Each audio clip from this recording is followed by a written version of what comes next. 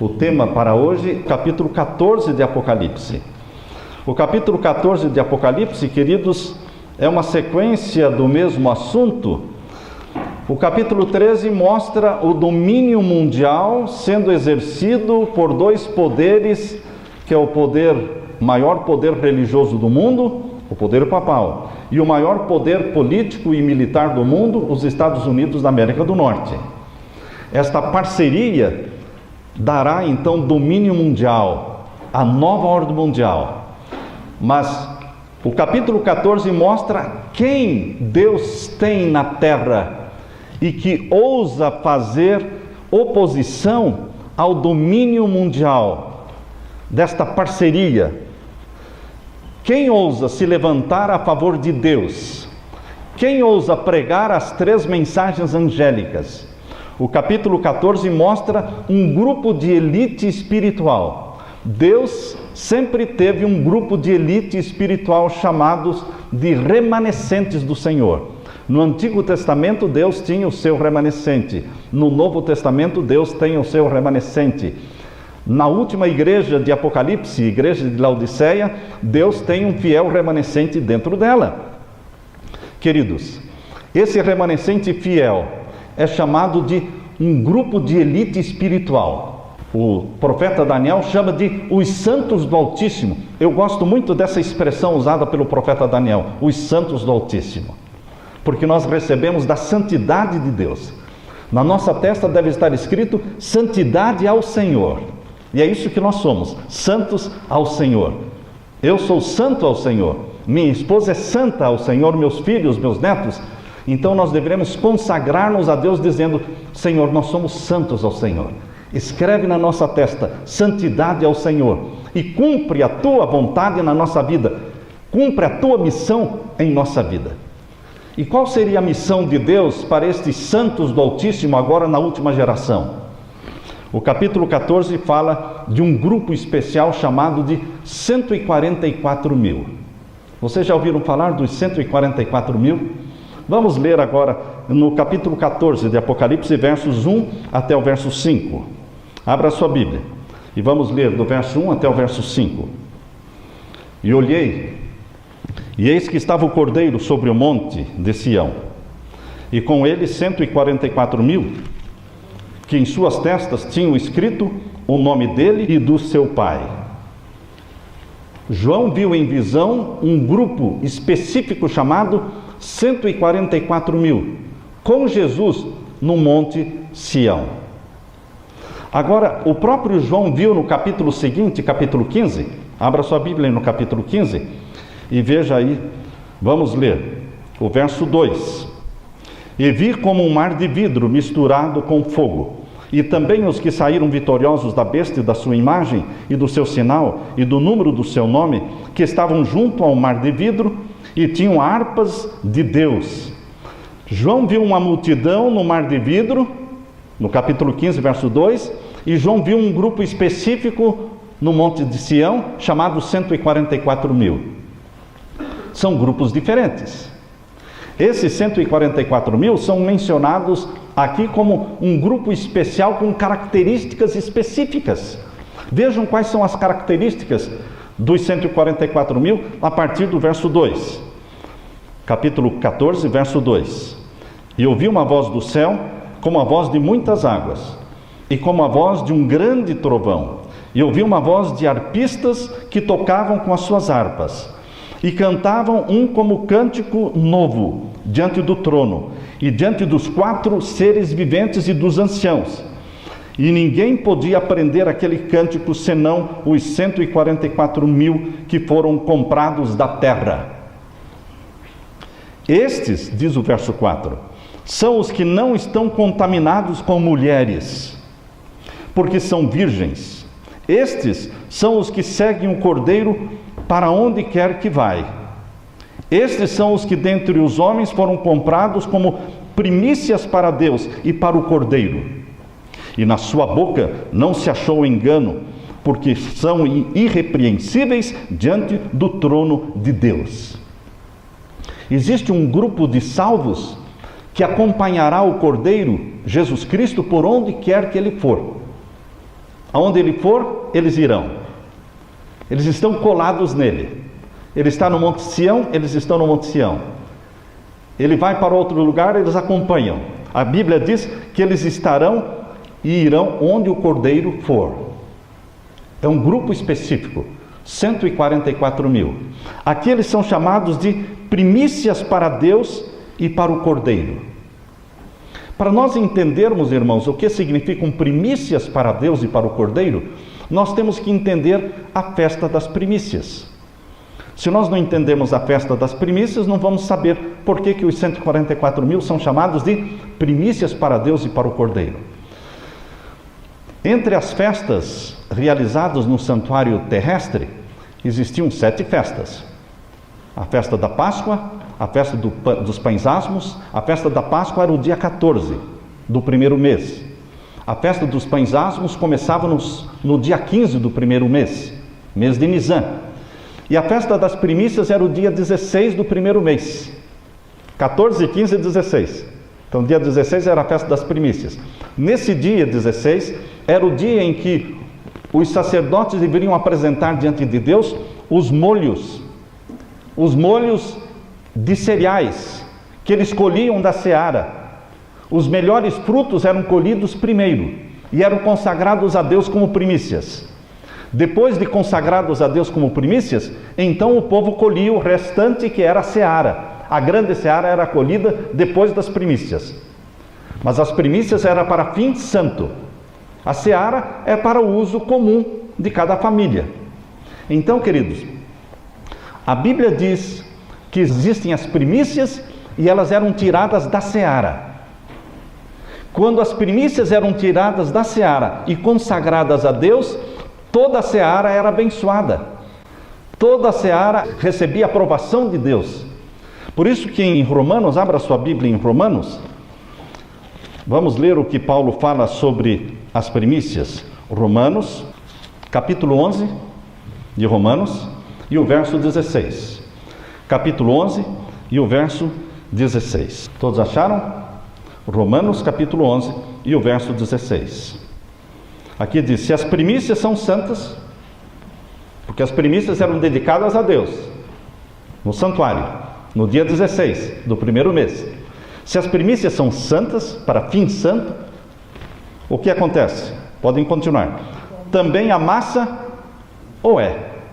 A seara também é santa, se as primícias são santas. Se a raiz é santa, também os ramos o são. A santidade das primícias sendo consagradas a Deus, santificava a seara. Não existiam primícias sem seara, porque as primícias eram compradas e tiradas da onde? Eram tiradas da seara. Por isso a Bíblia chama os 144 mil de primícias. No livro Grande Conflito, a serva de Deus diz que os 144 mil são comprados dentre os vivos, que eles não passarão pela morte. São comprados dentre os vivos. Queridos, se os 144 mil são comprados dentre os vivos, é porque existe uma grande seara de salvos vivos. Amém por isso? Existe uma grande seara de salvos vivos, milhões e milhões.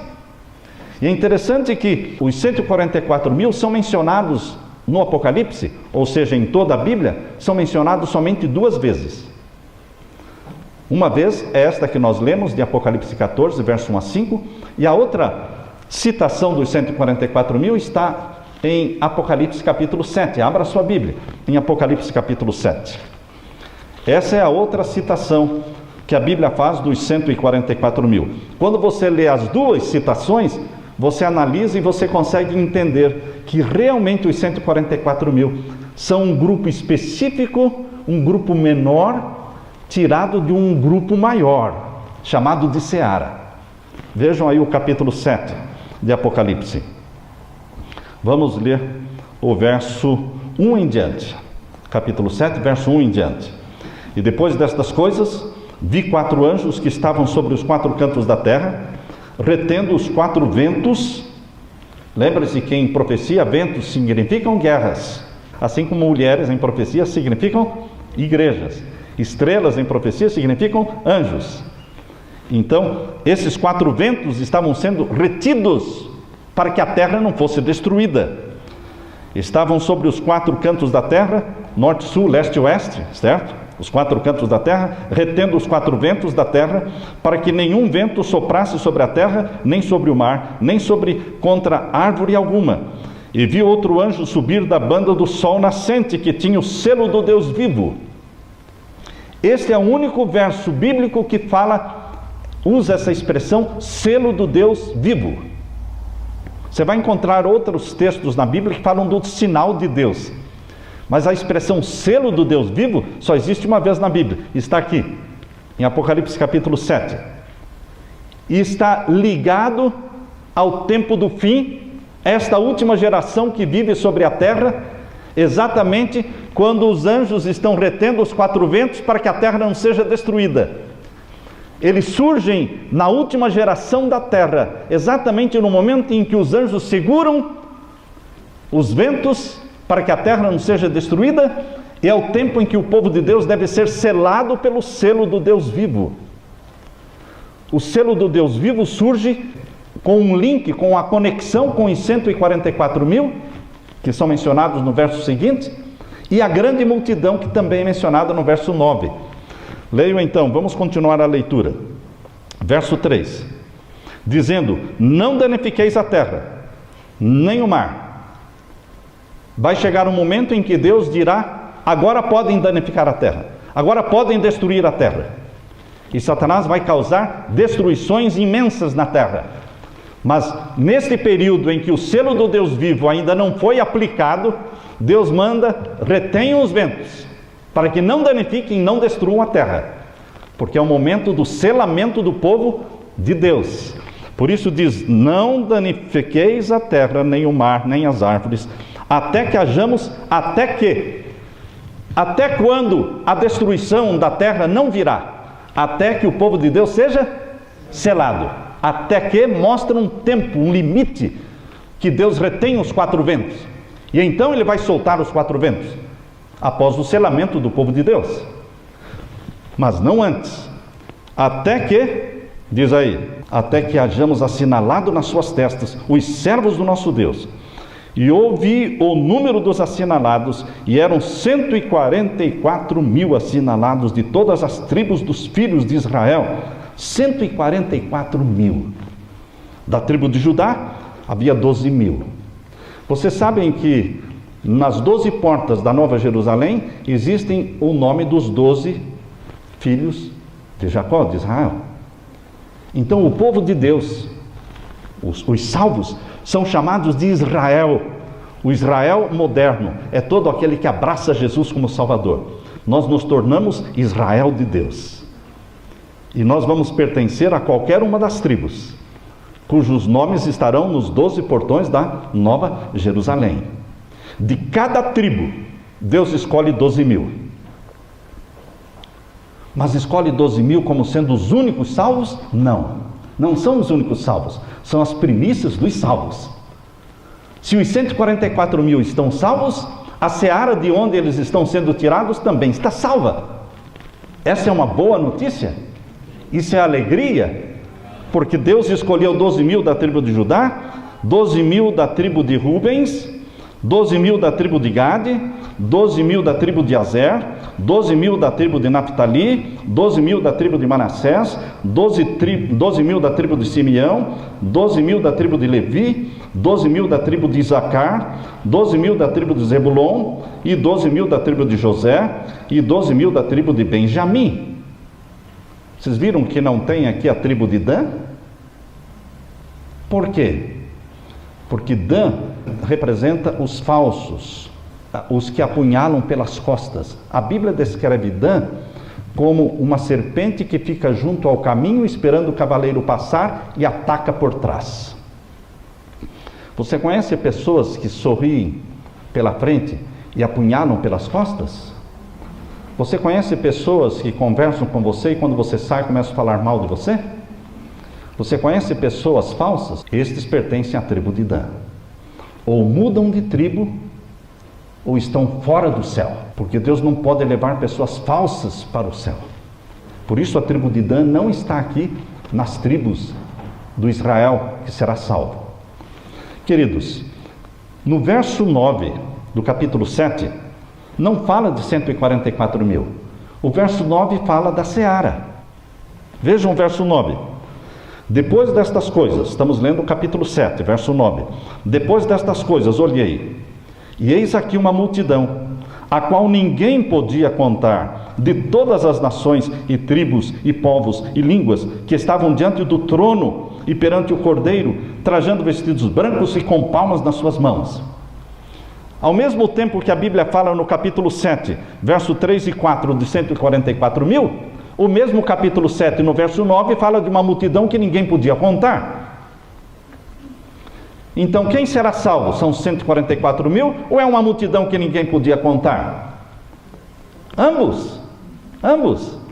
Serão salvos os 144 mil como primícias da grande multidão que ninguém podia contar. A grande multidão que ninguém podia contar, ela vai passar pela grande tribulação do tempo do fim. Eles vão passar pela angústia qual nunca houve. Mas essa grande multidão que ninguém podia contar, que vai passar pela grande tribulação, não vai passar sozinha. A grande multidão não passa sozinha pela grande tribulação. Eles passam sendo liderados por uma elite espiritual chamada de 144 mil. Os 144 mil não são pastores, irmãos, não são doutores. 144 mil são pessoas ungidas pelo Espírito Santo, batizados pela chuva serôdia do Espírito Santo, e que serão os primeiros a pregarem as 3 mensagens angélicas e serão líderes espirituais da grande multidão no período da grande tribulação. Porque a grande multidão, ela é formada na sua maioria, não 100%, mas na sua maioria, a grande multidão, ela é formada pela grande multidão da hora undécima. A grande multidão da hora undécima, a grande multidão que vai sair de Babilônia antes que a porta da graça se feche. Eles formam a grande multidão. E há pessoas que perguntam se nós vamos ter também adventistas na grande multidão. Certamente vamos ter adventistas mornos que vão se converter no tempo do fim. Certamente vamos ter filhos que abandonaram a igreja, cujos pais estão orando e jejuando. Certamente esses filhos voltarão para os braços de Jesus e não vão pertencer às primícias, mas vão pertencer à grande seara dos salvos. Mas a grande porcentagem da grande multidão, ela vem de Babilônia. São pessoas sinceras, fiéis a Deus, que estão espalhadas na Igreja Católica, na Igreja Batista, na Igreja Universal, na Igreja Assembleia de Deus, na Igreja Batista, na Igreja Metodista, Luterana, no Budismo, no Islamismo. Deus tem multidões de filhos e filhas sinceros em todas as igrejas, em todas as religiões. Deus não faz acepção de pessoas. Pessoas que vivem a luz que possuem, enquanto nós muitas vezes não estamos vivendo a luz que temos. As pessoas que pertencem ao budismo, islamismo, ao catolicismo, a todas as religiões, mas vivem a luz que têm, estão bem com Deus. Mas os que vivem na igreja adventista e que não estão praticando a luz que possuem, estão mal aos olhos de Deus. Porque Deus nos julga segundo a luz que cada um recebe. Portanto, nós temos aqui no capítulo 7 de Apocalipse, irmãos, os 144 mil como primícias dos vivos, salvos, vivos. E temos a grande multidão, a seara de salvos vivos. Qual é a certeza de que eles vão passar pela tribulação? Leia os versos seguintes do capítulo 7. Na sequência do capítulo 7, nós lemos o verso 9, e agora vamos ler o verso 10 em diante. E clamavam com grande voz, dizendo: salvação ao nosso Deus, que está sentado no trono, e ao Cordeiro. E todos os anjos estavam ao redor do trono, e dos anciãos, e dos 4 seres viventes, e prostraram-se diante do trono, sobre seus rostos, e adoraram a Deus, dizendo: amém, louvor e glória e sabedoria e ação de graças, e honra e poder e força ao nosso Deus, para todos sempre, amém. E um dos anciãos me falou. Quantos anciãos tinham? 24. Um deles se aproximou de João, não é? Um dos anciãos me falou, dizendo: estes que estão vestidos de vestidos brancos, quem são? E de onde vieram?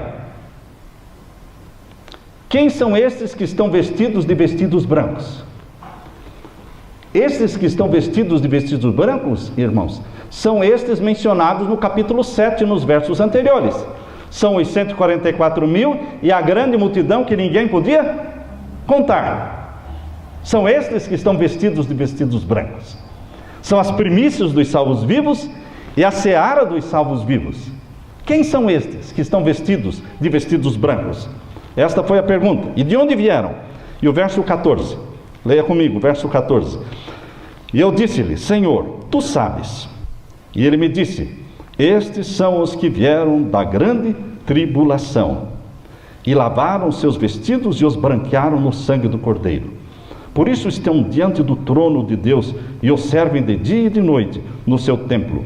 E aquele que está sentado sobre o trono os cobrirá com a sua sombra. Nunca mais terão fome, nunca mais terão sede, nem sol nem calma alguma cairá sobre eles, porque o Cordeiro que está no meio do trono os apacentará e lhes servirá de guia para as fontes das águas da vida. E Deus limpará dos seus olhos toda lágrima. Amém, irmãos? Queridos, os 144.000 e a grande multidão atravessam a grande tribulação, o tempo de angústia qual nunca houve. A serva de Deus fala que estes que se convertem na hora 10ª, os que saem de Babilônia na hora 10ª, ouvindo o chamado, sai dela, povo meu. Esse é o chamado que está em Apocalipse capítulo 18. Abra a sua Bíblia, lá em Apocalipse capítulo 18. Abra a Bíblia, Apocalipse capítulo 18. E o verso 4. Verso 4. E ouvi outra voz do céu que dizia: sai dela, povo meu, para que não sejas participante dos seus pecados, e para que não incorras nas suas pragas. Deus está convidando, através dos 144.000, Deus está convidando o povo a sair de Babilônia e se unir aos que guardam os mandamentos de Deus e tenha fé em Jesus. Esse convite, sai dela, povo meu, ele é feito pelos 144.000. Quem não pertence aos 144.000 não tem coragem de pregar as 3 mensagens angélicas. As 3 mensagens angélicas parecem muito fortes, muito pesadas e muito impopulares. Mas existe um grupo chamado 144.000, cujo sermão foi escrito por Jesus, esse sermão, e está em Apocalipse capítulo 14, o sermão, e o título do sermão é As 3 Mensagens Angélicas. O último apelo de Deus para a humanidade. E eles fazem este apelo e pregam esta mensagem. Eles são os primeiros a serem batizados pela chuva serôdia do Espírito Santo. Por que eles são os primeiros a serem batizados pela chuva serôdia do Espírito Santo? Porque eles são os primeiros a romperem com o pecado e deixarem de viver na prática de pecados conhecidos. A prática de pecados conhecidos, meus queridos irmãos, é um bloqueio, é um impedimento para que Deus derrame o Espírito Santo na sua vida. Muitos cristãos que estão há 10, 15, 20, 30, 40 anos na igreja, eles não avançam nem 1 metro na vida espiritual, eles não sobem 1 degrau na escada da santificação, porque eles vivem 40 anos na prática dos mesmos pecados, assistindo às mesmas novelas, dependendo dos filmes de Hollywood, comendo o que Deus não quer que comam, rejeitando a reforma da saúde. Queridos, aqueles que rompem com o pecado e deixam de viver na prática de pecados conhecidos, eles recebem o batismo do Espírito Santo. Eles são os primeiros a serem batizados pela chuva serôdia do Espírito Santo. Eles são puros aos olhos de Deus, pela graça de Jesus, não puros em si mesmos. E então eles proclamam as 3 mensagens angélicas, e eles são os pregadores que vão trazer a grande multidão que vai se unir aos que guardam os mandamentos de Deus. Por que Deus já não trouxe esta grande multidão, irmãos? Por que Deus já não converteu esta grande multidão espalhada por religiões e igrejas no mundo todo? Porque a igreja remanescente não está pronta para receber. O problema não está na grande multidão. O problema está na igreja de Laodiceia, contaminada pela mornidão. Rico sou, de nada tenho falta. Estou vivendo uma vida tranquila, eu tenho a verdade, e eu não preciso de nada, tudo que eu preciso eu tenho, estou contente com a minha espiritualidade. Esse falso senso de salvação, essa satisfação enganosa de estabilidade espiritual é o problema da igreja de Laodiceia. Mas lembrem-se, queridos, no tempo em que Jesus foi morto na cruz do Calvário, a igreja verdadeira era a igreja judaica. Eles mataram Jesus. Não basta pertencer à igreja verdadeira, porque os judeus pertenciam à igreja verdadeira, mas eles não eram verdadeiros. Eles não amavam Jesus. Hoje muitas pessoas podem estar pertencendo à igreja verdadeira, mas não são verdadeiros. Eles vivem na prática de pecados. Eles não rompem com os pecados acariciados, pecados familiares. E isso impede a bênção do Espírito Santo.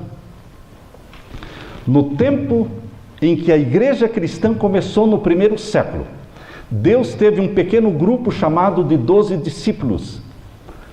Eles foram batizados pela chuva temporã do Espírito Santo. Vocês se lembram? Quando o Espírito Santo foi derramado no dia do Pentecostes, 50 dias depois da ressurreição de Jesus, houve o Pentecostes, e então eles foram batizados pela chuva temporã do Espírito Santo. E 12 discípulos, ungidos pela chuva temporã do Espírito Santo, revolucionaram o mundo. Ao ponto de o apóstolo Paulo falar que no tempo dele o Evangelho alcançou o mundo todo. Queridos, a história vai se repetir, porque agora no tempo do fim, na última geração, no tempo exato em que Deus deve derramar a chuva serôdia do Espírito Santo, Deus tem agora um grupo, não de 12 discípulos, mas de 144 mil discípulos, que receberão a chuva serôdia do Espírito Santo e revolucionarão o mundo com as 3 mensagens angélicas. Ousarão pregar as 3 mensagens angélicas. Eu gostaria que vocês abrissem a Bíblia e conhecessem quais são essas 3 mensagens angélicas e por que tantas pessoas evitam pregar essas mensagens. Porque elas são impopulares. Leia comigo, Apocalipse capítulo 14, verso 6 em diante. Capítulo 14, verso 6 em diante.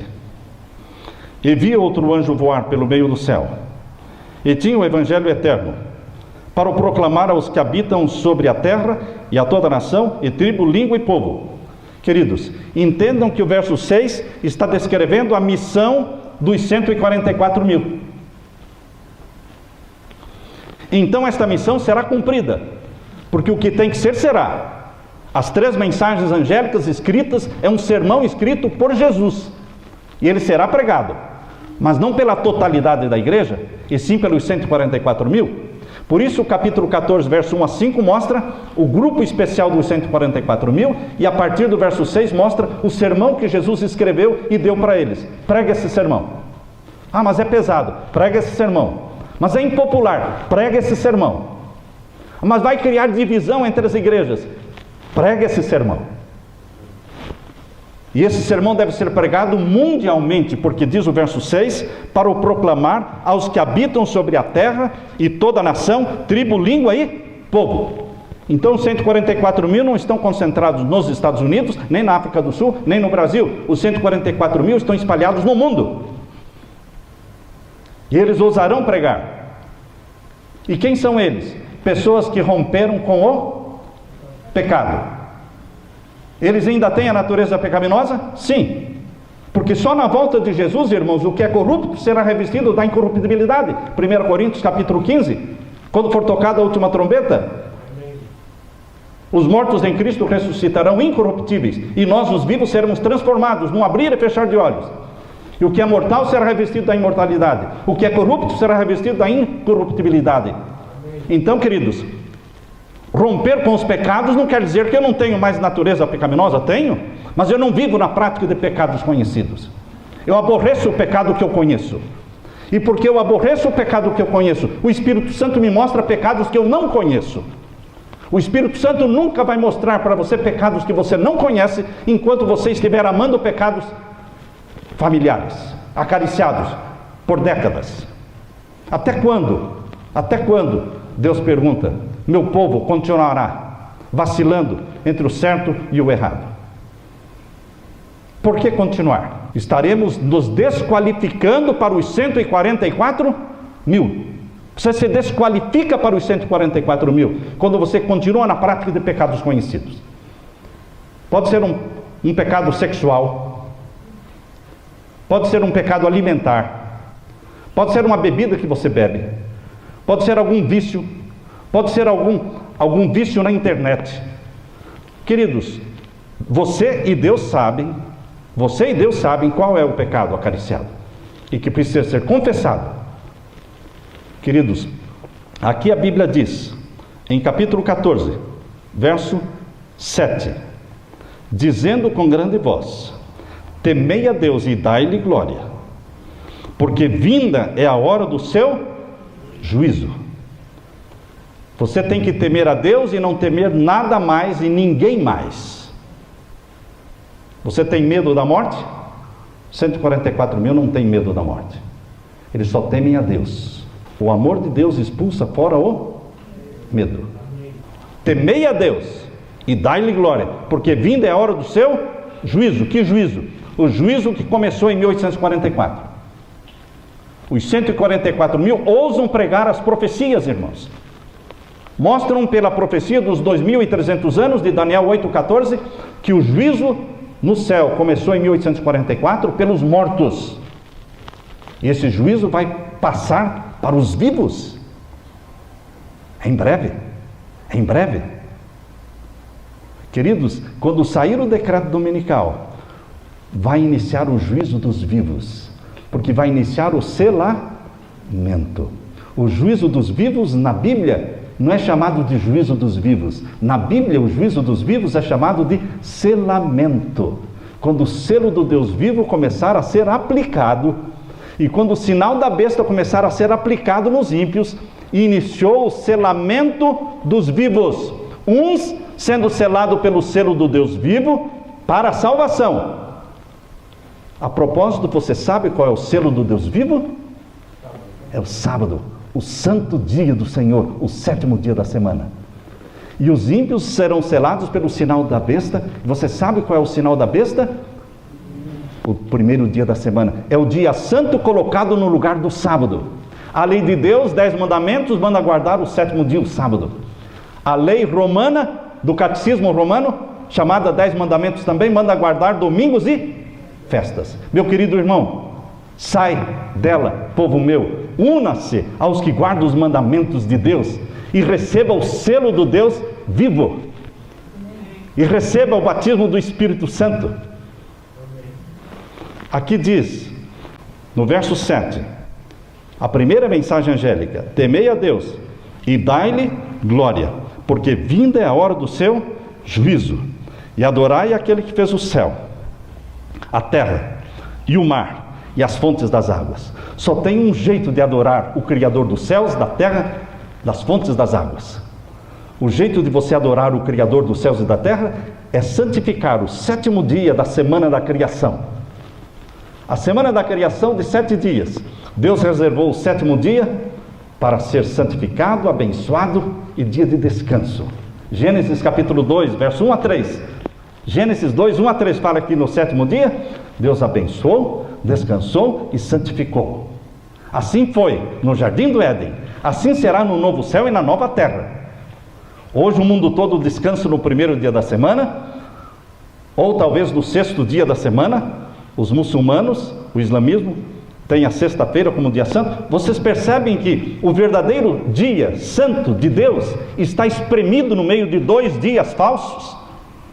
Existem 2 falsos dias de descanso: sexta-feira e o 1º dia da semana. Mas o verdadeiro dia de descanso, segundo a palavra de Deus, segundo os 10 mandamentos de Êxodo capítulo 20, versos 8 a 11, ali diz: lembra-te do dia do sábado para o santificar. 6 dias trabalharás, farás toda a tua obra, mas o 7º dia é o sábado do Senhor teu Deus, nele não farás nenhuma obra. Não é na sexta, não é no 1º dia. Eu sei que hoje existe uma campanha mundial em torno do 1º dia da semana como o dia da família, o dia ecológico, o dia que todo mundo deve descansar. Mas, queridos, Deus continua dizendo, é o sétimo, é o sábado, não é o sexto, não é o primeiro dia. Essa é a lei de Deus, este é o selo do Deus vivo. Queridos, aqui diz que os 144 mil adoram o Criador dos céus e da terra. Nós somos criacionistas, sabiam? Existem pastores, existem padres, existem líderes espirituais que dizem não crer na semana da criação. Como pode alguém ser um clero, ser um pastor, ser um sacerdote e falar que não crê na semana da criação de Gênesis capítulo 1, capítulo 2? Se Gênesis capítulo 1, capítulo 2, os primeiros 2 capítulos da Bíblia forem falsos, então rasguem a Bíblia, joguem fora. Para que vale a Bíblia então, se os 2 capítulos forem falsos? Se forem mentirosos? Mas não, queridos, a palavra de Deus é digna de toda aceitação. Deus criou o mundo numa semana de 7 dias literais e santificou o 7º dia para ser o dia memorial da criação. Proclamamos semanalmente ao mundo que o Criador é Deus. É isso que nós fazemos quando guardamos o sábado. Estamos proclamando ao mundo que nós somos criacionistas. Nós não viemos do jardim zoológico, irmãos. Nós viemos do jardim do Éden. Graças a Deus. Graças a Deus. Os nossos ancestrais não são chimpanzés. Os nossos ancestrais são Adão e Eva, criados à imagem e à semelhança de Deus. Que honra, que privilégio ser criado à imagem e à semelhança de Deus. Porque nós fomos feitos à imagem e à semelhança de Deus, o Filho de Deus se tornou um de nós, tomando a imagem e a semelhança humana. E passou a viver entre nós, ser um de nós. O nosso querido Jesus Cristo, que retém para sempre a natureza humana, para dizer, eu sou teu irmão, eu sou teu Salvador, mas eu me liguei a você por laços que jamais se partirão, laços eternos que nos unem como irmãos, membros da mesma família, eternamente. Queridos, a primeira mensagem angélica, então, é a mensagem do juízo, que começou em 1844. E a segunda mensagem angélica, verso 8. Verso 8. E outro anjo seguiu, dizendo, caiu a Babilônia, aquela grande cidade, que a todas as nações deu a beber do vinho da ira da sua prostituição. Babilônia é uma palavra usada para a confusão religiosa que se opõe a Deus, que se opõe à semana da criação, que se opõe ao sábado, como dia de guarda. Todos aqueles que rejeitam a palavra de Deus revelada, eles caem da graça, mas podem se arrepender. Há arrependimento enquanto a porta da graça estiver aberta, e ela está aberta. Há momento para arrependimento e confissão dos pecados. Por isso que a maior conversão de todos os tempos ainda não aconteceu, irmãos. A maior conversão de todos os tempos, cujo número é como a areia do mar, que ninguém podia contar, está no futuro. Será depois que vier o decreto dominical. Será depois da imposição do domingo como dia santo, mundialmente, é que esta grande multidão de filhos e filhas de Deus sinceros em todas as igrejas vão despertar e vão ver que realmente o dia do Senhor, o selo do Deus vivo, é o sábado. E vão se posicionar ao lado dos mandamentos de Deus e desprezar os mandamentos dos homens. E eles serão salvos. Deus não vai fechar a porta da graça antes de salvar uma multidão que ninguém podia contar. Deus torce pela salvação sua e dos milhares de sinceros que estão em todo o mundo. E a terceira mensagem angélica, queridos, vamos ler então, verso 9. Seguiu-os o terceiro anjo, dizendo com grande voz, se alguém adorar a besta e a sua imagem. Ontem nós estudamos sobre a besta que subiu do mar, esse animal que subiu do mar, que representa o poder religioso papal. E a besta que subiu da terra, que é chamada no capítulo 13 de a imagem da besta. Por que a imagem? Porque os Estados Unidos da América do Norte, representado ali pelo cordeiro, que parecia cordeiro, mas tem voz de dragão, ele exalta o poder papal diante do mundo, ele admira, ele faz com que todos se curvem diante do poder papal, ele mostra esta amizade, esta parceria íntima, essa conspiração para o domínio mundial. E queridos, aqui diz que são dois poderes, a besta e a imagem da besta. Eles têm o domínio mundial agora no tempo do fim. Aconteça o que acontecer, Estados Unidos e Vaticano estarão o quê? Unidos, sempre unidos. Há pessoas que me perguntam, e o islamismo? Vão se submeter ao Vaticano. Vão se submeter. E o hinduísmo? Vão se submeter ao Vaticano. E o budismo? Vão se submeter ao Vaticano. Ninguém ousará se levantar contra o Vaticano e contra o maior exército bélico do mundo, os Estados Unidos. Todos vão se submeter. Essa é a conspiração do capítulo 13. Por isso aqui, na terceira mensagem angélica, é uma advertência para não adorar a besta e não adorar a imagem da besta. Não se submeter aos poderes humanos que se levantam contra Deus. Vamos ler de novo o verso 9? Seguiu-os o terceiro anjo, dizendo com grande voz: se alguém adorar a besta, a que subiu do mar, e a sua imagem, é a besta que subiu da terra, Estados Unidos da América do Norte, e receber o seu sinal na sua testa, ou na sua mão. Qual é o sinal? Primeiro dia da semana. Se o selo do Deus vivo é um dia da semana, o sinal da besta é um dia da semana também.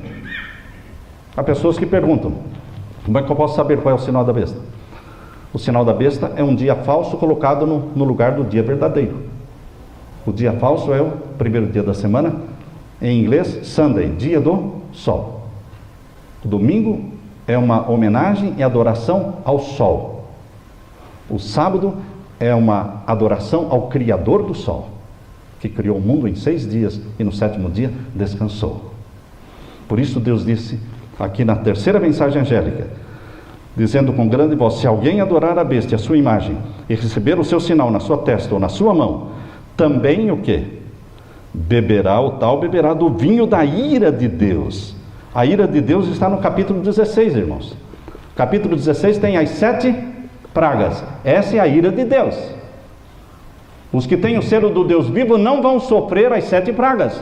Não vão ser atingidos pelas 7 pragas. As 3 mensagens angélicas, elas concluem, verso 12. Vejam o verso 12. Aqui está a paciência dos santos. Aqui estão os que guardam os mandamentos de Deus e a fé de Jesus. Por isso diz aqui está a paciência dos santos, os que guardam os mandamentos de Deus. Não são aqueles que dizem que guardam os mandamentos de Deus. Deus tem um remanescente fiel que realmente obedece os mandamentos de Deus. E tem uma multidão de mornos que diz que obedece, que pretende obedecer. Mas o prazer deles está mais na televisão, está mais no trabalho, está mais nos prazeres deste mundo do que na obediência a Deus. Mas Deus está dizendo aqui, está a paciência dos santos, os que guardam os mandamentos de Deus e a fé de Jesus. Você pode escolher pertencer a este grupo de obedientes a Deus.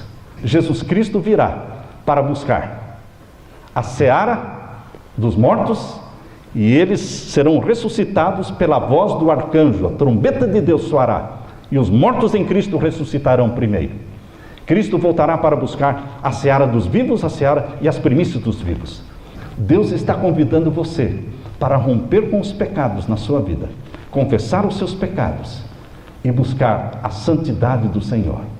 Escrever na sua testa, santidade ao Senhor. Nossa missão é preparar um povo para a volta de Jesus, preparar a nossa família para a volta de Jesus. Você tem que preparar a sua casa para a volta de Jesus. Você, como Josué, tem que dizer: eu e minha casa serviremos ao Senhor. Seja uma bênção no seu lar. Salvemos as nossas famílias. Jesus virá, Ele virá em breve, virá para buscar você, levar para o céu. Ora vem, Senhor Jesus. Amém, irmãos? Amém. Deus seja louvado.